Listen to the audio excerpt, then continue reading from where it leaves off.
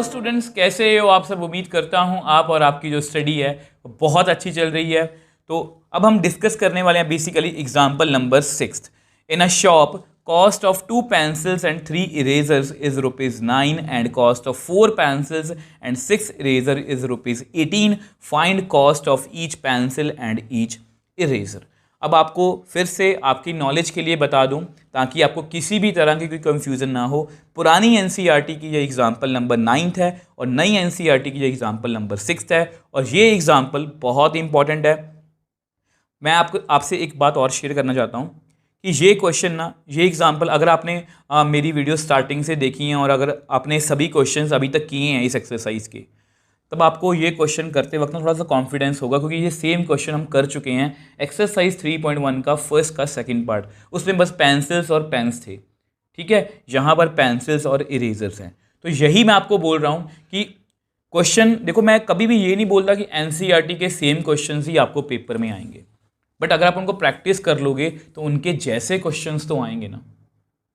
तो जिस तरह से हमने एग्जाम्पल 5th में जो है वो एज वाला क्वेश्चन किया, अगर एज वाला क्वेश्चन हमने एक दो बार अपने हाथ से निकाल लिया, खुद सॉल्व कर लिया, तो अगर पेपर में बाय चांस कोई एज वाला क्वेश्चन थोड़ा बहुत इधर उधर भी आ गया, तब भी हम उसको टैकल कर लेंगे। तो सेम वे से यहाँ पर भी वही बात है कि ऐसा क्वेश्चन हम पहले कर चुके हैं, इसलिए हमारा कॉन्फिडेंस जो है वो थोड़ा सा अप है। तो ये हम कर चुके हैं, बहुत ईजी है। अब इसमें भी हमें देखो, यहाँ पर मैं आपको फिर से बता रहा हूँ कि चलो बाद में बताऊंगा कि 2 पेंसिल्स और 3 इरेजर्स की बात हो रही है, मतलब पेंसिल और इरेजर की बात हो रही है, ठीक है। अब मान लो एक पेंसिल की कॉस्ट x है, एक इरेजर की कॉस्ट y है। हमेशा उसी तरह से हम काम करते हैं। अब अगर मैंने 2 पेंसिल्स ले ली, 2x मतलब 2x ही लिखूंगा, और 3 इरेजर्स ले ली। अब तीनों को जब मैंने दुकानदार से पूछा कि कितने पैसे लोगे, उसने बोला ₹9। सेम वैसे मैंने 4 पेंसिल्स उठा ली और 6 इरेजर्स उठा ली। अब मेरे को शॉपकीपर ने बोला कि ₹18 दे दो मेरे को। तो और इसमें कुछ भी नहीं है। Find cost of each pencil and each eraser. तो हमें ईच पेंसिल, अब यहाँ पर मुझे आपको ये बात बतानी थी कि यहाँ पर ना मेंशन नहीं है कि इसको हमें सब्स्टिट्यूशन से करना है, एलिमिनेशन मेथड से करना है या ग्राफिकल मेथड से करना है। तो बाय डिफ़ॉल्ट क्योंकि हम सब्स्टिट्यूशन मेथड अभी सीख रहे हैं, तो इसको मैं उसी से करूंगा। अगर आपको पेपर में ये सिचुएशन फेस करनी पड़े तो आप किसी भी मेथड को जो है वो ऑप्ट कर सकते हो। तो सबसे पहले अपनी इक्वेशंस जो है वो बना लेते हैं। इस क्वेश्चन के एंड में आपको एक नई चीज़ पता लगेगी जो मैंने आपको बेसिक्स वाली वीडियो में समझाई थी। अब देखो, सबसे पहले क्या लिखेंगे, लेट कॉस्ट ऑफ 1 पेंसिल, तो ये लिख लेते हैं ₹X। कॉस्ट ऑफ 1 इरेजर, ये लिखेंगे ₹Y।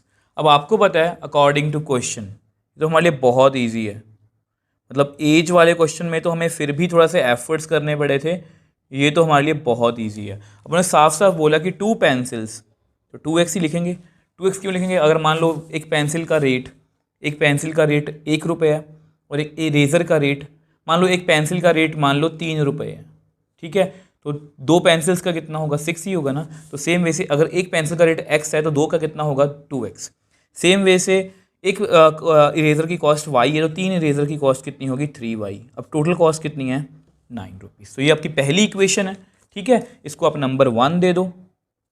आल्सो दूसरी इक्वेशन लिखते हैं, 4 पेंसिल्स मतलब 4x, 6 इरेजर मतलब 6y, कितनी है कॉस्ट इसकी, 18। ये दूसरी इक्वेशन आ गई। तो इसको हमें सब्स्टिट्यूशन मेथड से सॉल्व करना है और सब्स्टिट्यूशन मेथड की हमारे पास मैपिंग है। कोई भी एक इक्वेशन उठाएंगे, दूसरे में सब्स्टिट्यूट करेंगे, वेरिएबल की वैल्यू आ सकती है, ये सिचुएशन भी आ सकती है। अब यहाँ पर हमें शायद इस सिचुएशन की ज़रूरत रहेगी, ठीक है। जब आएगी तब हम बात करेंगे, वैसे ही पहले आपको बता रहा हूँ थोड़ा सा। तो ऐसा करते हैं, पहली इक्वेशन से फ्रॉम इक्वेशन 1, तो ऐसा करो आप कोई भी वैल्यू निकाल लो। जैसे अगर आप x की वैल्यू निकालना चाहते हो तो वो निकाल लो, 9 - 3y। x की वैल्यू कितनी आएगी, 9 - 3y/2। तो ये हमारी वैल्यू आ गई। अब आपको पता 1 से वैल्यू निकाली है तो इसको हम किस में पुट करेंगे, पुट इन 2। तो इसको 2 में फिल कर देते हैं। तो तो अगर हम इसको 2 में फिल करेंगे तो 4x की जगह पर मुझे वैल्यू फिल करनी, थोड़ा सा हाईलाइट कर देते हैं कि ये वाली वैल्यू मैंने फिल की है, ठीक है। तो +6y इज इक्वल टू 18। अब ये ना कट हो रहा है, इसको कट कर देते हैं, फिर फ्रैक्शन हमारी ख़त्म हो जाएगी। तो 2 9s are 18, 2 3s are 6 plus 6y is equal to 18। अब यहाँ पर एक गड़बड़ हो गई कि y और y कट ही गए, which implies 18 is equal to 18 आ गया। तो ये सिचुएशन कुछ जानी पहचानी है, क्योंकि ये सिचुएशन हम बेसिक्स वाली वीडियो में पहले ही सीख चुके हैं। अगर सेकंड स्टेप करने के बाद, वैल्यू फिल करने के बाद वेरिएबल आ जाए फिर तो बात अलग है। अगर स्टेटमेंट विद नो वेरिएबल आए, जैसे यहाँ पर वेरिएबल है ही नहीं है, तो स्टेटमेंट अगर ट्रू है तो इसके इनफाइनाइट मैनी सॉल्यूशंस हैं। कंसिस्टेंट डिपेंडेंट पेयर बोलते हैं इसको। तो यानी कि यहाँ पर एक सॉल्यूशन नहीं है, इसके इनफाइनाइट सॉल्यूशंस जो हैं वो हो सकते हैं। मैं यहाँ पर आपको लिख के दिखा देता हूँ। अब देखो मैंने वही लिखा है कि स्टेटमेंट्स हैज़ नो वेरिएबल, मतलब कि इस स्टेटमेंट में कोई वेरिएबल नहीं है और ये ट्रू है, इसका मतलब इसके इनफाइनाइट मैनी सॉल्यूशन है। ये हम बेसिक्स वाली वीडियो में सीख चुके हैं। अब देखो इनफाइनाइट जो मैं आपको अब बताने वाला हूँ, वैसे क्वेश्चन हमारा यहीं पर ख़त्म है, इसका सोल्यूशन नहीं आ सकता, इसके इनफाइनाइट मैनी सॉल्यूशंस हैं। इसका मतलब क्या है, मैं आपको इसकी प्रैक्टिकलिटी समझाना चाहता हूँ कि इसका मतलब क्या है। और बाय चांस अगर पेपर में ये क्वेश्चन आ जाए कि अगर इसके इनफाइनाइट मैनी सॉल्यूशंस हैं तो इसका एक सोल्यूशन निकाल के बताओ। देखो ये झूठ हुई ना कि हम यहीं पर हर बार क्वेश्चन छोड़ेंगे। अगर पेपर में ये पूछ ले जाए कि अगर इसके इनफाइनाइट मैनी सॉल्यूशन है तो एक सॉल्यूशन निकाल के बताओ, तो इसका इनफाइनाइट मैनी सॉल्यूशन निकालने के लिए हम सबसे पहले क्या करेंगे, मैं यहाँ पर आपको लिख के बताता हूँ।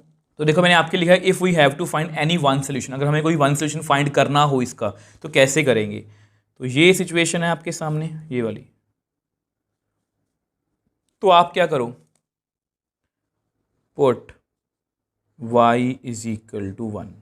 मान लो हमारी इरेजर का रेट 1 रुपीज़ है, तो which implies x is equal to 9 minus 3 into 1/2।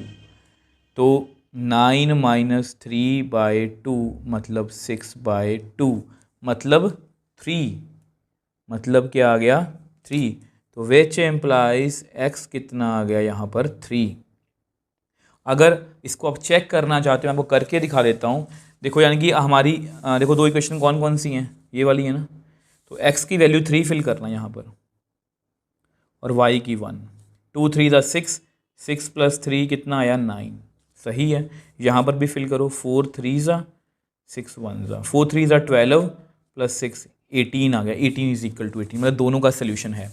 और इसका एक नहीं, हम इनफाइनाइट मैनी सॉल्यूशंस निकाल सकते हैं। अब वो भी मैं आपको एक बार नेक्स्ट पेज पे करके दिखा देता हूं। अब देखो अगर आप एक्स वाई को 2 फिल करोगे तो भी एक्स की वैल्यू आएगी 1.5, ठीक है, एंड सो ऑन। तो इस तरह से हम बहुत सारे सॉल्यूशंस निकाल सकते हैं। अगर आपको इसको भी चेक करना है, वाई की वैल्यू 2 है, एक्स की वैल्यू 1.5 है, वाई की वैल्यू 2 है।